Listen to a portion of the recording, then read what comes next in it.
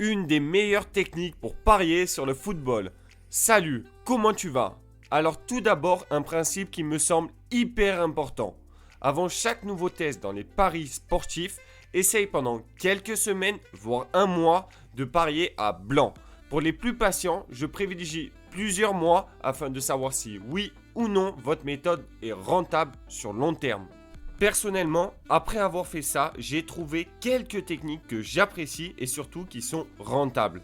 Dis-moi dans les commentaires si tu aimerais que je fasse une suite à cette vidéo sur mes autres techniques pour parier sur le foot et quelle méthode toi tu utilises.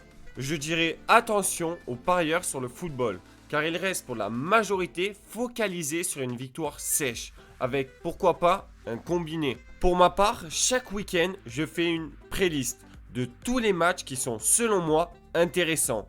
Au passage, je rappelle qu'il ne faut pas parier tous les jours. Si certains jours, comme le lundi, il n'y a pas de match sérieux à part de la Ligue 2 ou autre, ne jouez pas. Sur long terme, vous serez perdant. Bref, là vous me direz Léo, à partir de quand, toi, tu considères qu'un match est intéressant? Alors tout d'abord, je repère les matchs avec une équipe qui paraît favorite et si possible à domicile, ce qui se traduit principalement par des cotes allant de 1,50 jusqu'à 1,90 dans la majorité des cas. Ensuite, je fais un tri parmi ces choix, car des fois j'ai plusieurs dizaines de matchs, afin de garder tous les matchs où selon moi, l'équipe à l'extérieur ne peut pas gagner, selon de multiples critères.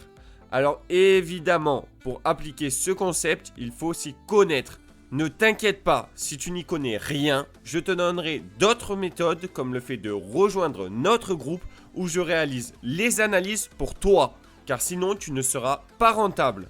Alors oui, tu vas me dire Léo, c'est du foot, ça reste du sport et il y a une part de hasard, ça n'existe pas le 100%.